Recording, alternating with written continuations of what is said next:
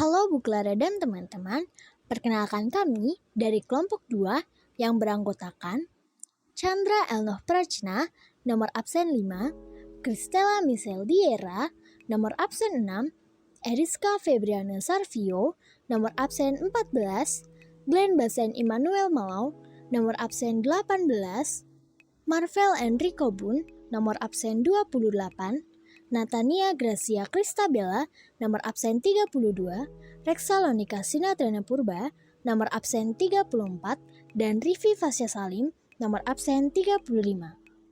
Kali ini kami akan memaparkan, menjelaskan, dan mempresentasikan mengenai kondisi geografis dan lingkungan alam, kondisi sosial politik, kepercayaan dan religi, hasil budaya dari peradaban India kuno.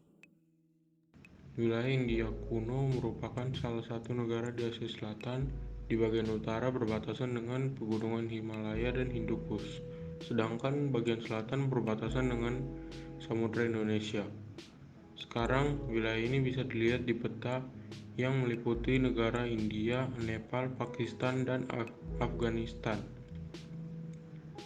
Wilayah India kuno terbagi menjadi dua bagian, yaitu India Utara dan India Selatan. Di antara keduanya terdapat pegunungan Vindhya. India Utara adalah daerah yang memiliki lahan yang subur, terutama di sepanjang sungai Sindhu, Gangga, Yamuna, dan Brahmaputra. Sebaliknya di India Selatan, daerah ini adalah daerah yang tidak subur dengan lahan-lahan yang kering tandus. Celah antara Himalaya dan Hindukush dikenal dengan nama celah Khyber Pass. Celah ini merupakan jalan masuk bangsa-bangsa pendatang yang bermigrasi dan menetap di India. Dari celah ini, pulaulah lahir peradaban di India sebagai asimilasi kebudayaan antara kebudayaan bangsa asing dengan bangsa aslinya. Di antara peradaban lembah Sungai Sindhu dan lembah Sungai Gangga. Penduduk asli yang berada di lembah Sungai Sindhu adalah bangsa Dravida. Diperkirakan telah mendiami sejak 3000 sebelum Masehi. Bangsa ini meninggalkan sisa-sisa peradaban di Mohenjo-daro dan Harappa. Hasil temuan peninggalan peradaban di India diketahui dengan ditemukannya sisa-sisa kebudayaan di kota Mohenjo-daro di daerah Sindhu, sekarang berada di wilayah Pakistan, dan Harappa yang mendiami kawasan Sungai Ravi, daerah hulu Sungai Sindhu. Sosial politik India kuno. Peradaban lembah Sungai Indus terbentuk sejak sekitar tahun 2800 sebelum Masehi. Mata pencaharian masyarakatnya adalah pertanian, dengan tanaman utama padi, gandum, dan sejenisnya. Mereka juga beternak sapi, kerbau, dan babi. Pada tahun 2600 sebelum Masehi, komunitas awal lembah Sungai Indus telah berkembang menjadi pusat-pusat kota yang besar.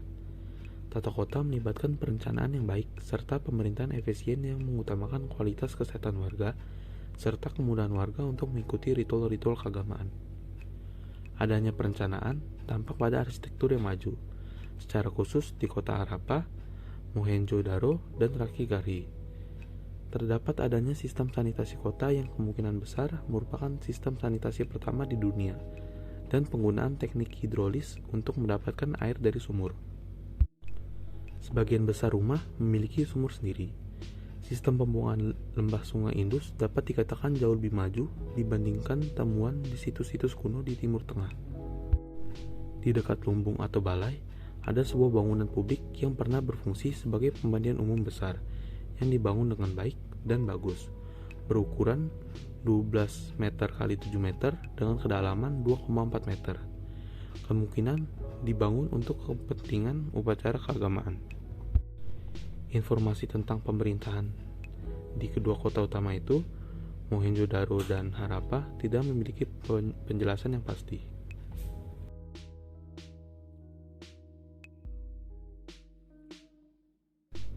India kuno juga mengalami perkembangan dalam beberapa periodisasi penting.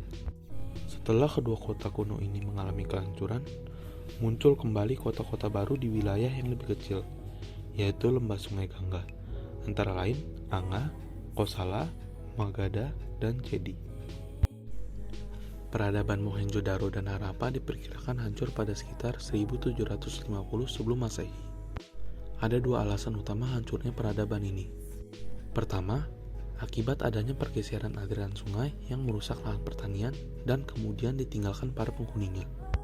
Kedua, adanya pendudukan oleh bangsa Arya yang masuk ke wilayah tersebut dari Asia Tengah. Karena pendudukan tersebut, sebagian penduduk Indus menyingkir ke dataran tinggi Deccan, sebagian lagi membaur dengan bangsa Arya. Penduduk asli Mohenjo-daro dan Harappa kemudian membaur dengan bangsa-bangsa yang datang dari Asia Tengah, yaitu bangsa Arya. Bangsa Arya termasuk bangsa Indo-Jerman yang masuk India melalui celah Khyber pada sekitar tahun 2000 sampai 1500 sebelum Masehi. Mereka termasuk bangsa peternak yang hidup nomaden dan membawa 4 buku suci yang disebut Weda. Percampuran budaya yang terjadi antara bangsa Dravida dan bangsa Arya ini membentuk tradisi baru yang kemudian menjadi dasar-dasar dari agama Hindu.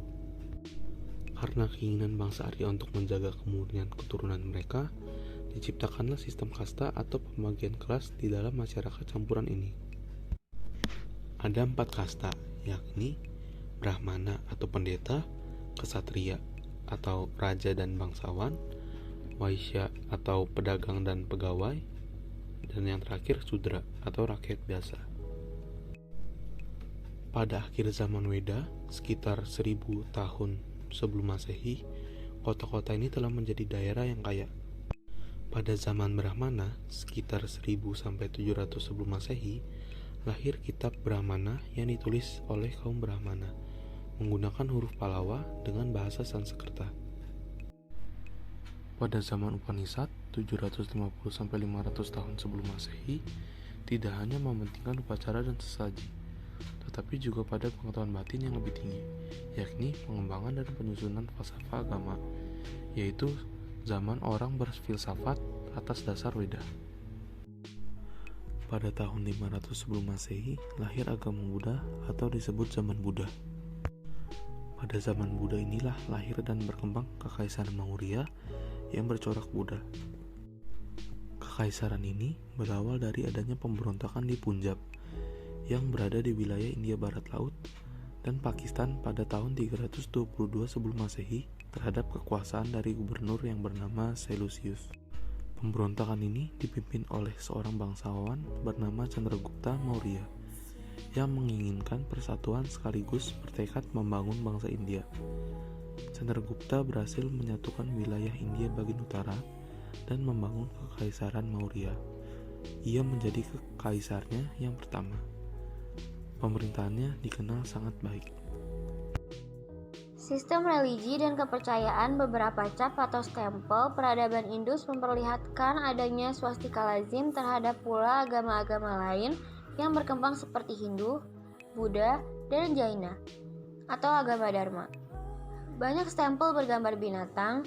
Sebuah motif menunjukkan arca bertanduk duduk dalam posisi bersila dan kedua kaki saling menyilang dan dikelilingi binatang-binatang. Yang oleh para penggali situs kuno ini diberi nama Pasupati atau dewa pengendali dan pemelihara semua binatang piaraan. Dengan demikian, bukti paling awal dari unsur-unsur Hindu telah ada sesudah dan selama periode awal peradaban ini. Dalam perkembangan selanjutnya, ketika agama Hindu semakin berkembang dan mapan, kepercayaan kepada para dewa-dewi semakin terlembagakan. Perkembangan pesat agama Hindu terjadi terutama sejak zaman Weda. Sejak masa kini, orang-orang India menyembah dewa-dewi seperti Agni, Varuna, Vayu, dan Siwa. Dewa tertinggi yang diyakini sebagai penguasa alam semesta disebut Trimurti, yang terdiri dari Brahma atau pencipta alam, Wisnu, pemelihara alam, dan Siwa, dewa perusak alam dan dewa kematian. Walaupun dewa-dewi itu banyak, semuanya merupakan manifestasi dan perwujudan dari Tuhan Yang Maha Esa yang disebut Brahman. Jadi, agama Hindu adalah agama monoteistis, bukan politeistis. Peninggalannya pertama, di kota Mohenjo-daro ditemukan arca seseorang pendeta berjanggut. Arca ini memakai pita yang melingkari kepalanya dan berpakaian baju yang dihiaskan dengan gambar-gambar yang menyerupai daun semanggi. Di kota Harappa ditemukan beberapa arca yang masih sempurna bentuknya, dan 2 buah torso, arca yang telah hilang kepalanya. Salah satu torso mula-mula berdatangan 4 dan berkepala 3, berdiri di atas kaki kanan dengan kiri terangkat. Patung ini mirip dengan patung Siwa Nataraya dari zaman kesenian Kola, India Selatan. Kedua, alat-alat rumah tangga dan senjata. Penemuan dari kota Mohenjo-daro dan Harappa menunjukkan bahwa peralatan-peralatan rumah tangga dan alat senjata terbuat dari benda-benda logam seperti perunggu. Penemuan ini membuktikan bahwa lembah ini telah mengenal teknik perundagian. Pengetahuan teknik itu juga tidak diketahui oleh orang banyak. Oleh karena itu, dari sinilah munculnya sistem perekonomian yang dikenal dengan jual beli, yaitu tukar-menukar barang. Ketiga, pemandian besar Mohenjo-daro. Pemandian umum di masa peradaban Mohenjo-daro. Pemandian dianggap sebagai kreasi pertama dunia, yang bentuknya masih dipergunakan sebagai kolam renang modern. Keempat, kota metropolis Mohenjo-daro.